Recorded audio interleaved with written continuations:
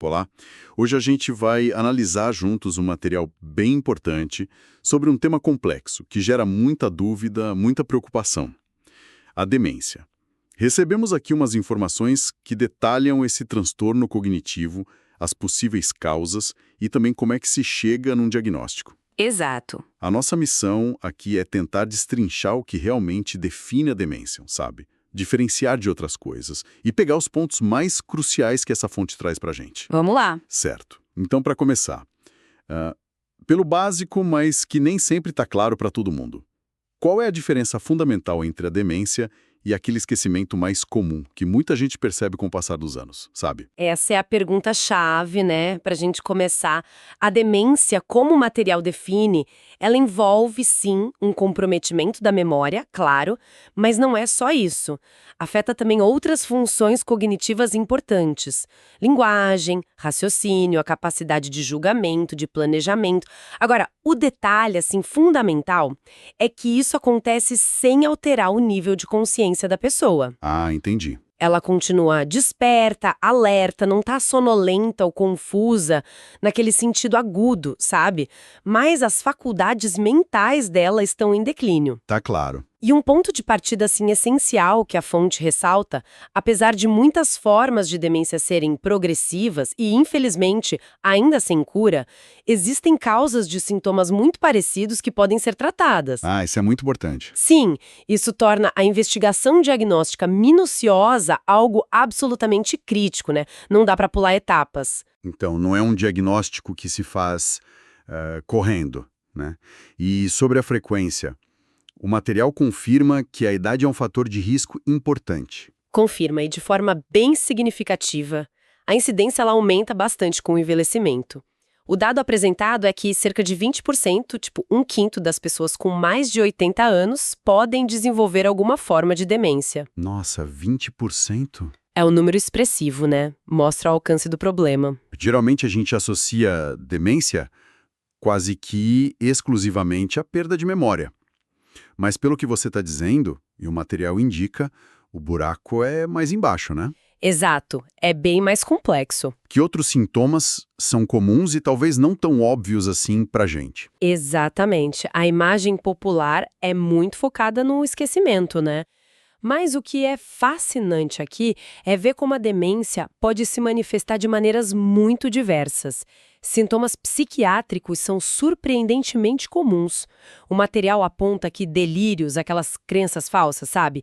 E até alucinações podem surgir em até 30% dos casos. 30%, uau! É bastante. E tem mais. Sintomas afetivos, ligados ao humor. Coisas como depressão profunda ou, no outro extremo, episódios de euforia ou irritabilidade, tipo mania, podem afetar até metade das pessoas com demência em algum ponto. Metade? Nossa! Metade. Mudanças na personalidade também são frequentes. Alguém que era super calmo pode ficar mais agitado ou o contrário, né? Percebe? É muito mais do que esquecer onde botou a chave. Afeta a pessoa como um todo. Nossa, isso amplia muito a compreensão. Deixa de ser só uma questão de memória e passa a ser uma condição que impacta o humor, o jeito de ver o mundo, a própria essência da pessoa, né? Exatamente. A pessoa inteira. Aqui é onde fica realmente interessante. O material destaca 3 causas principais, as mais frequentes.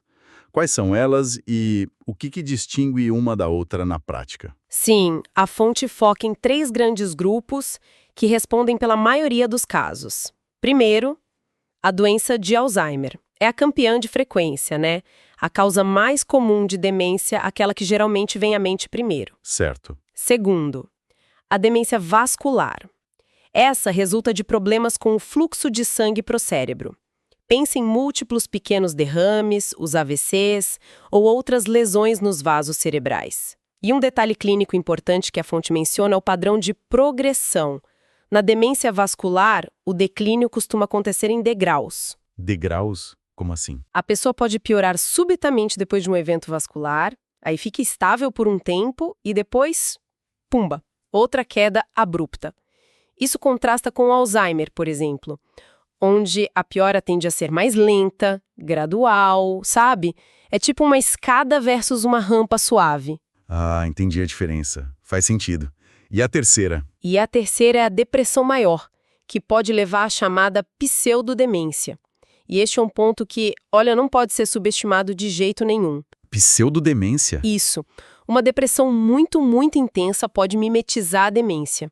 A pessoa fica com raciocínio lento, dificuldade de concentração, queixa de memória, apatia.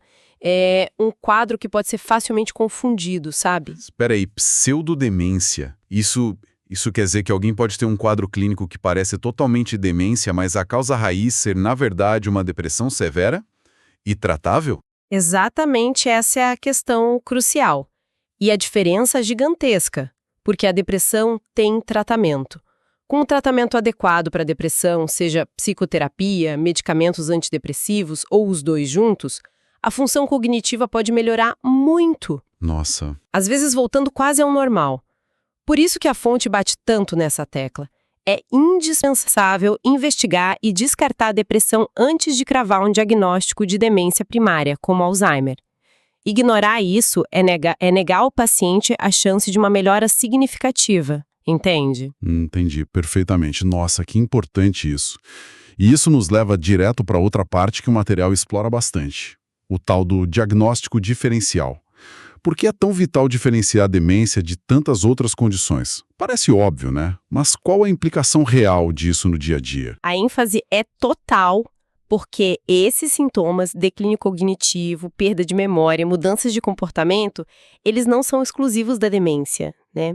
Eles podem ser a manifestação de um leque enorme de problemas de saúde. E o ponto central é que muitas dessas outras causas são reversíveis ou, no mínimo, tratáveis especificamente. Se a gente conectar isso ao quadro geral, fazer essa diferenciação é a base de tudo. Com certeza. É o que permite oferecer o tratamento correto e, fundamentalmente, evita aquele erro trágico de rotular alguém como uma condição progressiva e incurável, quando, na verdade, poderia ser algo tratável. Pensa numa deficiência de vitamina, um problema na tireoide ou até efeito colateral de um remédio comum. Faz todo sentido. A responsabilidade do diagnóstico é imensa.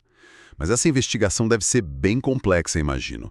Que tipos de problemas médicos podem simular uma demência e precisam ser afastados nesse processo? Basicamente, a gente precisa pensar em, primeiro, causas estruturais no cérebro. Problemas físicos mesmo, como acúmulo de líquido, que é a hidrocefalia de pressão normal, coágulos antigos por traumas, tipo hematoma subdural, tumores ou doenças neurológicas como Parkinson, esclerose múltipla, Huntington, que também afetam a cognição, né? Até o próprio esquecimento benigno da idade precisa ser diferenciado. Certo. Depois, causas metabólicas. Desajustes no funcionamento do corpo que acabam repercutindo no cérebro. Deficiências de vitaminas como B12, folato, tiamina, essa última bem comum no alcoolismo crônico. Problemas de tireoide, tipo hipotiroidismo, alterações nos níveis de cálcio, problemas renais ou hepáticos graves, falta de oxigênio. Muita coisa. Muita coisa. Aí tem as causas infecciosas. Algumas infecções que afetam o sistema nervoso central, tipo neurosífilis, HIV em fases avançadas ou infecções mais raras. E algo muito importante e às vezes esquecido: medicamentos e substâncias. O uso crônico de álcool é um exemplo clássico, mas muitos medicamentos de uso comum, especialmente em idosos, podem prejudicar a cognição. Quais, por exemplo? Remédios para dormir, os sedativos, né? Alguns antialérgicos, relaxantes musculares, remédios para incontinência urinária, os chamados anticolinérgicos, e até alguns tipos de antidepressivos ou antipsicóticos. A polifarmácia, que é o uso de vários remédios ao mesmo tempo, aumenta muito esse risco. Entendi. E, por fim, outros transtornos psiquiátricos. Além da pseudodemência da depressão que a gente já falou, é preciso diferenciar de quadros como o delírio, que é aquela confusão mental aguda, bem diferente da demência crônica, ou mesmo esquizofrenia com déficits cognitivos. E, mais raramente, até simulação, quando alguém finge sintomas por algum motivo. Uau, é realmente um campo minado diagnóstico, né? Exige um conhecimento integrado de várias áreas da medicina e uma investigação muito, muito cuidadosa. Fica claro que diagnosticar demência não é trivial, demanda muito preparo. E falando em preparo, para quem é estudante e busca estar realmente pronto para lidar com essa complexidade toda na prática clínica, a dica é acessar medicob.com.br. Lá tem um aplicativo com o maior banco de questões do Brasil, viu? Incluindo provas na íntegra de diversas instituições, tudo comentado por especialistas. Além disso, oferece resumos práticos, aulas completas e flashcards prontinhos para revisar onde quiser.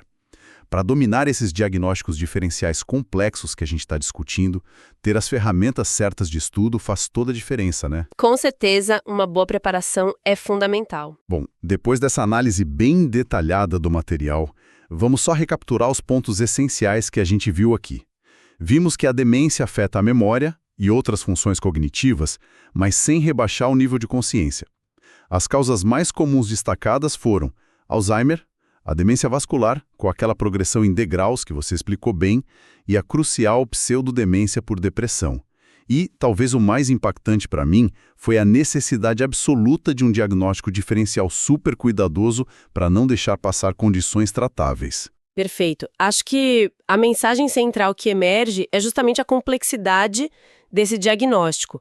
Não é um carimbo fácil, né? Exige uma avaliação médica completa que considere todas essas possibilidades antes de fechar um quadro, principalmente pelas consequências de um diagnóstico de demência progressiva.